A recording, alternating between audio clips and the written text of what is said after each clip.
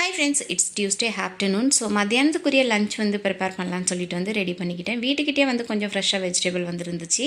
So எல்லாம் வாங்கிக்கிட்டேன். இதில் வந்து கோஸ் வச்சு இன்றைக்கி ரசம் பொரியல் பண்ணலான்னு சொல்லிட்டு பருப்பு, தக்காளி, வெங்காயம், பச்சை மிளகாய், மஞ்சத்தூள், உப்பு இது போட்டு வந்து பருப்பு ஃபஸ்ட்டு வேக வச்சுட்டு இருந்தேன். தேவைக்கேற்ப தண்ணியும் ஊற்றி கோஸை வந்து பொடியாக தேவையானதை கட் பண்ணி பருப்பு ஒரு பாதி வெந்து வந்த பார்த்துக்கு இந்த கோஸையும் போட்டு பருப்பும் காயும் நல்லா வெந்து வரணும்.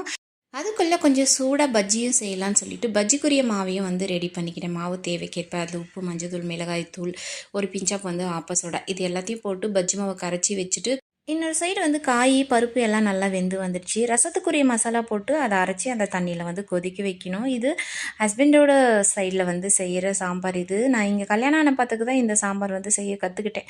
அவருக்கு இந்த சாம்பார் ரொம்ப பிடிக்கும், எனக்கு அந்தளவுக்கு பிடிக்காது. சரி, அவருக்கு பிடிச்ச மாதிரியே செய்யலாம்னு சொல்லிட்டு தான் நேற்று வந்து ப்ரிப்பேர் பண்ணியிருந்தேன். பட் இருந்தாலும் நேற்று நல்லா திருப்தியாகவே மதியம் லஞ்ச் வந்து சாப்பிட்டு முடிச்சாச்சு.